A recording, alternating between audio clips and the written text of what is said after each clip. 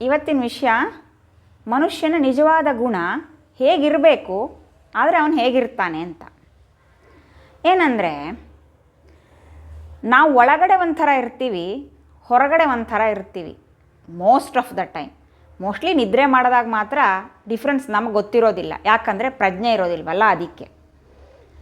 ಇವಾಗ ನಾವು ಹೊರಗಡೆ ಹೋಗ್ತಾ ಇದ್ದೀವಿ ಅಂತ ಆದರೆ ಜನರಿಗೆ ತೋರಿಸ್ಕೊಳ್ಳೋದಕ್ಕೆ ಒಳ್ಳೆ ಬಟ್ಟೆ ಹಾಕ್ಕೊಂಡು ಹೋಗ್ತೀವಿ.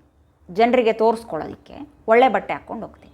ಫಂಕ್ಷನ್ಗೆ ಬೇರೆದೇ ಕ್ಯಾಟಗರಿನಲ್ಲಿ ರೆಡಿಯಾಗಿ ಹೋಗ್ತೀವಿ ಅಲ್ವಾ? ಅದೆಲ್ಲ ಅಪಿಯರೆನ್ಸ್ ಹೊರಗಡೆಯಿಂದ.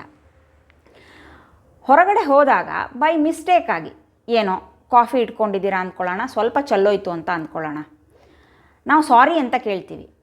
ಅದನ್ನು ರಿಯಲ್ ಸಾರಿನ ನಾವು ಒಳಗಡೆ ಫೀಲ್ ಆಗಿರ್ತೀವ? ಎಷ್ಟೋ ಸರ್ತಿ ಆಗಿರೋದೇ ಇಲ್ಲ. ಸುಮ್ಮನೆ ಕರ್ಟಸಿಗೆ ಹೇಳಿರ್ತೀವಿ, ಹೇಳಬೇಕಲ್ಲ ಸಾರಿ ಅಂತ ಹೇಳಿರ್ತೀವಿ. ಮತ್ತು ನಾವು ಏನು ಎಕ್ಸ್ಪೆಕ್ಟ್ ಮಾಡ್ತಾ ಇರ್ತೀವಿ ಅಂದರೆ, ಎದುರುಗಡೆ ಇರೋರು ಇಟ್ಸ್ ಓಕೆ ಅಂತ ಕ್ಷಮಿಸ್ಬಿಟ್ಟು ಬಿಟ್ಬಿಡ್ಬೇಕು ಅಂತಲೇ ಎಕ್ಸ್ಪೆಕ್ಟ್ ಮಾಡ್ತಾ ಇರ್ತೀವಿ. ನಾನು ಮಾಡಿದ ನಿಜವಾದ ತಪ್ಪು, ಅದನ್ನು ಹೇಗೆ ತಿದ್ದುಕೊಳ್ಳಿ, ಅದಕ್ಕೆ ಅವ್ರಿಗೆ ಹೇಗೆ ನಿಜವಾಗಿ ಅಪ್ರೋಚ್ ಮಾಡಬೇಕಂತ ಮಾಡ್ತಾ ಇರೋದಿಲ್ಲ. ಅದೇನು ಬಿಡು, ಚಲ್ಲಿರೋ ಕಾಫಿ ಒಂದು ದೊಡ್ಡ ವಿಷಯನಾ, ನಾನು ಸಾರಿ ಅನ್ನಲಿಲ್ವಾ, ಅದಕ್ಕೆ ಅವ್ರು ಒಪ್ಕೊಂಡು ನನಗೆ ಕ್ಷಮಿಸಲೇಬೇಕು. ಇದು ಒಳಗಡೆ ನಮ್ಮಿರೋ ನಿಜವಾದ ಆ್ಯಟಿಟ್ಯೂಡ್. ನೀವು ಈ ಥರ ಎಷ್ಟೋ ಸಲ ಮಾಡಿಲ್ವಾ? ಆದರೆ ನಿಜವಾಗಿ ಹೇಗಿರಬೇಕಿತ್ತು ಹೇಳಿ? ಅವ್ರಿಗೆ ನಿಜವಾಗ್ಲೂ ಪ್ರಾಬ್ಲಮ್ ಆಗಿದ್ದರೆ ಅದನ್ನು ನಾವು ಸಾಲ್ವ್ ಮಾಡೋ ಥರ ಇರಬೇಕಾಗಿತ್ತು. ಆ ಥರ ಈ ಥರ ಇರೋದಿಲ್ಲ ನಾವು. ಇನ್ನೂ ಎಷ್ಟೋ ಸಾರಿ ಕಸ್ಟಮರ್ ಕೇರಿಗೆ ಫೋನ್ ಮಾಡ್ತಿರಲ್ಲ, ಆವಾಗ ಅದೇ ಮನುಷ್ಯನ ಎದುರುಗಡೆ ನಾವು ನಿಂತ್ಕೊಂಡ್ರೆ ಕೈಯಲ್ಲಿ ಸಿಕ್ಕಿರೋದನ್ನ ತೊಗೊಂಡು ತಲೆ ಮೇಲೆ ಹೊಡೆಯೋಷ್ಟು ಕೋಪದಲ್ಲಿರ್ತಾರೆ ಆ ಮನುಷ್ಯ, ಫೋನ್ ಎತ್ತಿರೋನು. ಆದರೆ ನಮಗೆ ಹೇಳ್ಕೊಳ್ಳೋದಕ್ಕೆ ಬೇರೆ ಜನ ಇರೋದಿಲ್ಲ, ಯಾಕಂದರೆ ಆ ಕಂಪನಿಯಿಂದ ನಮಗೆ ಪ್ರಾಬ್ಲಮ್ ಆಗಿರುತ್ತೆ. ಆದ್ದರಿಂದ ನಾವು ಬೈತಾ ಇರ್ತೀವಿ. ಅವನು ಸ್ಯಾಲ್ರಿ ತೊಗೊಳ್ತಾ ಇರ್ತಾನೆ, ಸೊ ಬೈಸ್ಕೊತಾ ಇರ್ತಾನೆ. ಇನ್ ರಿಯಾಲಿಟಿ ನಮ್ಮ ಎದುರುಗಡೆನೇ ಇದ್ದರೆ ಕೈಯಲ್ಲಿ ಸಿಕ್ಕಿರೋದನ್ನ ತೊಗೊಂಡು ತಲೆ ಮೇಲೆ ಹಾಕ್ತಾರೆ ಇಲ್ವಾ? ಕೊತ ಅಂತ ಒಳಗಡೆ ಕುದೀತಾ ಇದ್ರೂ ಬಾಯಲ್ಲಿ ಒಳ್ಳೆ ಶಬ್ದದಲ್ಲಿ ಪೊಲೈಟಾಗಿ ಮಾತಾಡ್ತಾ ಇರ್ತಾರೆ, ಒಳಗಡೆ ಒಂದು ಹೊರಗಡೆ ಒಂದು. ಆದರೆ ಈ ಹಣ್ಣುಗಳೆಲ್ಲ ಇದ್ದಾವಲ್ಲ, ಫ್ರೂಟ್ಸ್, ಇವು ಈ ಥರ ಎಲ್ಲ ನಮಗೆ ಸರ್ಪ್ರೈಸ್ ಮಾಡೋದಿಲ್ಲ. ಆರೆಂಜನ್ನು ಸ್ಕ್ವೀಸ್ ಮಾಡಿದರೆ ಆರೆಂಜ್ ಜ್ಯೂಸೇ ಬರುತ್ತೆ, ಮ್ಯಾಂಗೋನ ಕಟ್ ಮಾಡಿದರೆ ಮ್ಯಾಂಗೋ ಪಲ್ಪೇ ಬರುತ್ತೆ, ಬೇರೆ ಇನ್ನೇನೋ ಮಿಕ್ಸ್ಡ್ ಫ್ರೂಟ್ ಬರೋದಿಲ್ಲ. ಸರ್ಪ್ರೈಸ್ ಇಲ್ಲ. ಮನುಷ್ಯರಿಗೆ ಮಾತ್ರ ಈ ಥರ ಕೆಪಾಸಿಟಿ ಇದೆ. ಇನ್ನೊಂದೇನೆಂದರೆ, ತುಂಬ ಸ್ಟ್ರೆಸ್ಡ್ ಆಗಿದ್ದಾರೆ ಅಂತ ಅಂದ್ಕೊಳ್ಳೋಣ, ಅಥವಾ ತುಂಬ ದುಃಖದಲ್ಲಿದ್ದಾರೆ ಅಂತ ಅಂದ್ಕೊಳ್ಳೋಣ. ಅವರ ನಿಜವಾದ ಸಪ್ರೆಸ್ ಮಾಡಿರುವ ಒಳಗಡೆ ಗುಣ ಇದೆಯಲ್ಲ, ಅದು ಆವಾಗ ಹೊರಗಡೆ ಬರುತ್ತೆ. ಕೋಪ ಮಾಡ್ಕೊಳ್ಬೋದು, ಕಿರಿಕಿರಿ ಮಾಡ್ಕೊಳ್ಬೋದು, ಏನೇ ಇರ್ಬೋದು, ಅದು ಆವಾಗ ಹೊರಗಡೆ ಬರುತ್ತೆ.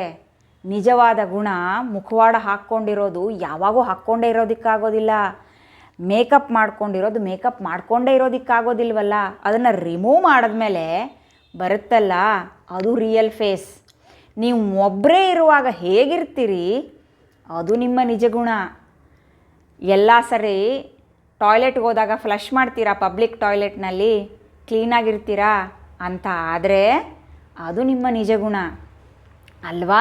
ನಾವು ಒಬ್ಬರೇ ಇದ್ರೂ, ಎಲ್ಲ ಜನ ಇದ್ರೂ ಸೇಮ್ ಬಿಹೇವ್ ಮಾಡ್ತಾಯಿದ್ರೆ ಅದು ನಮ್ಮ ನಿಜವಾದ ಗುಣ.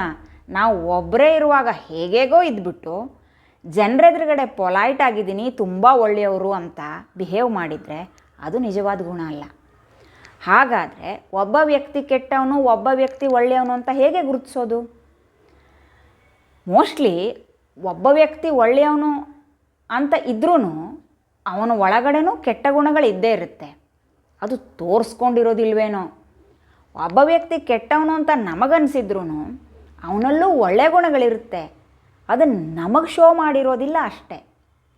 ಇವಾಗ ನೋಡಿ, ಒಂದು ಕಳ್ಳತನ ಮಾಡಿದ್ದಾನೆ ಅಂತ ಆದರೆ ಅವನದನ್ನೇನೋ ವೇಸ್ಟ್ ಮಾಡೋದಕ್ಕೆ ಬಳಸಬೇಕಂತ ರೂಲ್ಸ್ ಇಲ್ಲ. ಅವನದನ್ನು ಅವ್ರ ಫ್ಯಾಮಿಲಿಗೂ ಸ್ಪೆಂಡ್ ಮಾಡಿರ್ಬೋದು. ಕಳ್ಳತನ ಮಾಡೋದು ಒಳ್ಳೆಯದಂತ ಅಲ್ಲ, ಆದರೆ ಆ ಥರನೂ ಇರಬಹುದು ಅಂತ ಅಷ್ಟೆ.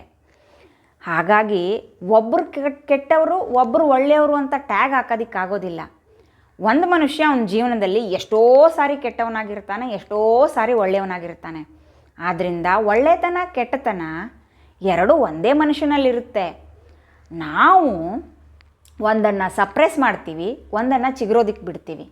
ಒಳ್ಳೆತನವನ್ನು ಜಾಸ್ತಿ ಚಿಗುರೋದಕ್ಕೆ ಬಿಟ್ಟರೆ ನಾವು ಒಳ್ಳೆಯವರಾಗ್ತೀವಿ, ಕೆಟ್ಟತನವನ್ನು ಸೊ ಹೇಗಿರಬೇಕು ಅನ್ನೋದು ನಮ್ಮ ಹತ್ರನೇ ಇರುತ್ತೆ. ಈಗ ಮನುಷ್ಯರು ಹೇಗಿರ್ತಾರೆ, ಎಲ್ಲ ಥರನೂ ಮಿಕ್ಸ್ಡ್ ಫ್ರೂಟ್ ಥರ ಸರ್ಪ್ರೈಸ್ ಆಗಿ. ನಿಮಗೆ ಹೇಗಿರಬೇಕು ಅದನ್ನು ನೀವು ಡಿಸೈಡ್ ಮಾಡಬೇಕು. ನನಗೆ ಹೇಗಿರಬೇಕು ಅದನ್ನು ನಾನು ಡಿಸೈಡ್ ಮಾಡಬೇಕು. ನನಗೆ ಇದು ಸರಿ ಅಂತ ಅನಿಸಿದರೆ ನಾನು ಆ ಸೆಟ್ ಆಫ್ ರೂಲ್ಸ್ಗಳನ್ನು ಫಾಲೋ ಮಾಡಿದರೆ ಆಗ ಕರೆಕ್ಟಾಗಿ ಆಗುತ್ತೆ.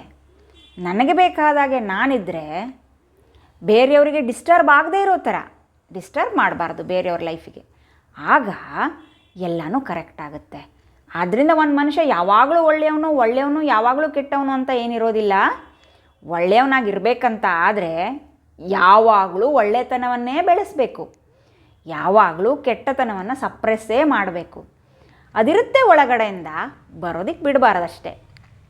ಆಗ ನಮಗೆ ಹೆಂಗೆ ಬೇಕೋ ಹಂಗಿರೋದಕ್ಕಾಗುತ್ತೆ.